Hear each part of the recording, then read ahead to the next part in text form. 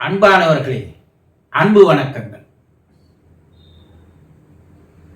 இறந்தவர்கள் பல பேருடைய கனவில் வருகிறார்கள். பலர் தொலைபேசியில் தொடர்பு கொண்டு பேசுகிறார்கள்.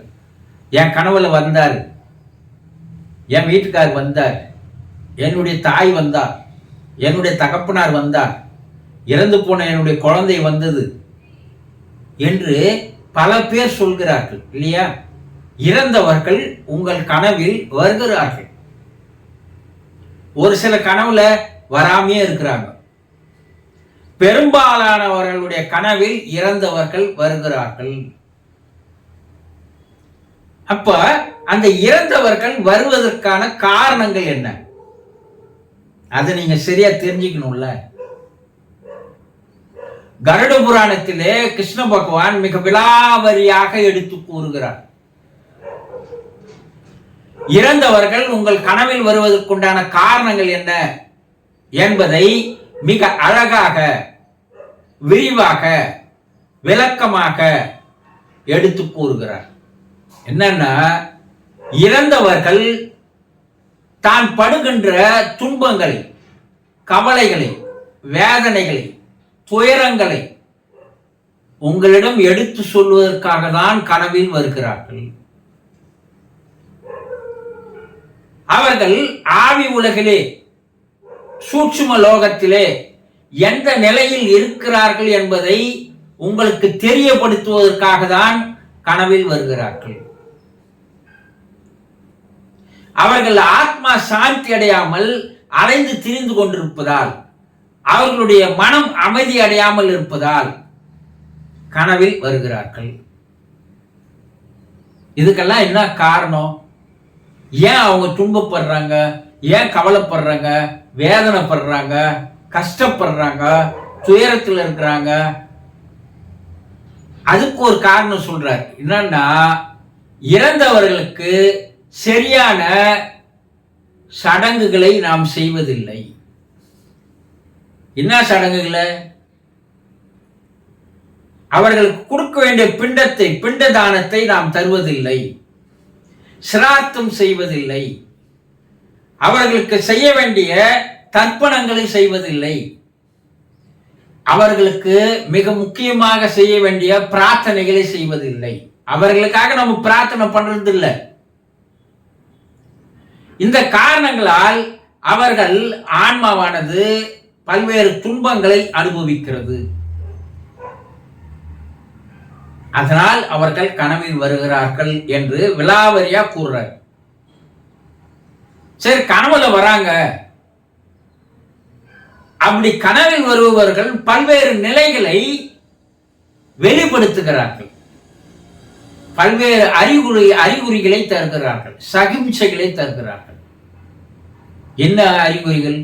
அந்த அறிகுறிகளில் இருந்துதான் அவர்கள் எந்த நிலையில் இருக்கிறார்கள் என்பதை உங்களால் தெரிந்து கொள்ள முடியும். உங்க வீட்டில் இறந்து போனவங்க உங்க கனவுல வந்தா அவங்க மேல் உலகில எந்த நிலையில் இருக்கிறார்கள் என்பதை அவர்கள் காட்டுகின்ற அறிகுறிகள் மூலமாக உங்களால் தெரிந்து கொள்ள முடியும். என்ன அறிகுறிகள்? ஒரு சிலர் கனவில் வருபவர்கள் பசியோடு இருப்பதாக, தாகத்தோடு இருப்பதாக, அப்படி அவர்கள் கனவில் வந்தால் அதுக்கு உண்டான அறிகுறி என்னன்னா, அவர்கள் மிகவும் துன்பப்பட்டு கொண்டிருக்கிறார்கள். அவர்களுக்கு தர வேண்டிய பிண்ட தானத்தை, உணவை நீங்கள் தரவில்லை, தர்ப்பணத்தை தரவில்லை. அதனால் அவர்கள் பசியோடு, அவர்கள் தாகத்தோடு, அவர்கள் பெரும் துயரத்தில் இருக்கிறார்கள் என்பதை நீங்கள் தெரிஞ்சுக்கணும். அது ஒரு அறிகுறியாக, ஒரு நிலையாக எடுத்து கூறுகிறார். இரண்டாவது பார்க்க சொல்லும்போது, அழுக்க ஆடைகளோடு அவர்கள் உங்கள் எதிரில் தோன்றினால் கனவில் அவர்கள் ஆன்ம விடுதலை அடைய முடியாமல் சிக்கி கவலைப்படுகிறார்கள் என்று உங்களுக்கு உணர்த்துகிறார்கள்.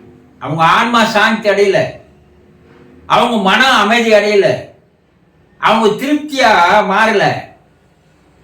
அதனால அவர்கள் அந்த அழுக்கு உடைகளோடு உங்களிடையே காட்சி தருகிறார்கள். இது துன்பத்தினுடைய அறிகுறிகள். சரி, ஒரு தலை மீது கை வைத்து ஆசீர்வதிப்பதை போல உங்களுக்கு கனவில் வந்தால் அவர்களுடைய ஆசீர்வாதமும் அன்பும் அருளும் பாதுகாப்பும் உங்களுக்கு எப்போதும் இருக்கிறது, உங்களுக்கு ஒரு கவசமாக அவர்கள் இருக்கிறார்கள், நீங்கள் பயப்பட தேவையில்லை, கவலைப்பட தேவையில்லை என்பதை அவர்கள் அந்த சகிமிச்சை மூலமாக உங்களுக்கு உணர்த்துகிறார்கள். சரி, அழைப்பது போலவோ உங்களை கட்டி அணைப்பது போலவோ இருந்தால் உங்களுக்கு ஏதோ ஒரு நல்ல நிகழ்வு, நல்ல சம்பவம், நிகழ்ச்சி நடக்க போகிறது என்பதற்கு அறிகுறிகள் ஆகும்.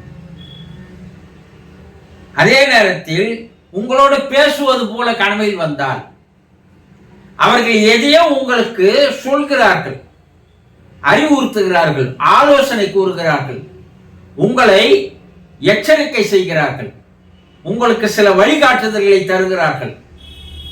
இது எல்லாம் அந்த பேசுவது போல வந்தால் அவர்கள் எதையோ உங்களுக்கு சொல்கிறார்கள் என்பதை நீங்கள் புரிந்து கொள்ள வேண்டும். மேலும் அவர்கள் உங்களோடு உங்கள் தலைக்கு பக்கத்திலோ உங்க படுக்கையை சுற்றியோ எங்கேயோ நின்று கொண்டிருப்பதாக கனவு வந்தால் அவர்கள் உங்களை விட்டு போகவில்லை, உங்களோடு தான் இருக்கிறார்கள், உங்கள் இல்லத்தில் தான் வாழ்ந்து கொண்டிருக்கிறார்கள், உங்கள் வீட்டை விட்டு அவர்கள் போகவில்லை, உங்களை விட்டு பிரிய அவர்களுக்கு மனமில்லை என்று புரிந்து கொள்ள வேண்டும். இப்படி 7 விதமான அறிகுறிகளை கிருஷ்ண பகவான் கருட புராணத்திலே கூறுகிறார்.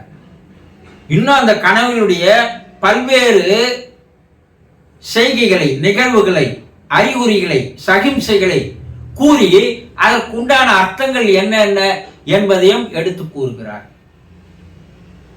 ஆக இறந்தவர் கனவில் எவ்வாறு உங்களுக்கு தெரிகிறார்களோ, எந்த சகிம்சைகளை அவர்கள் தருகிறார்களோ அதை வைத்து அவர்கள் துன்ப நிலையில் இருக்கிறார்களா, சந்தோஷமான மனநிலையில் இருக்கிறார்களா என்பதை நீங்கள் புரிந்து கொள்ளலாம்.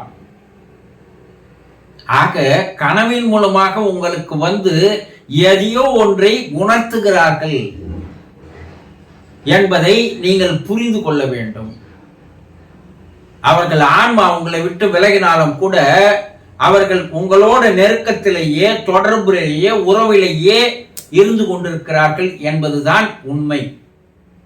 புரிந்து கொண்டீர்களா? சந்தோஷம்.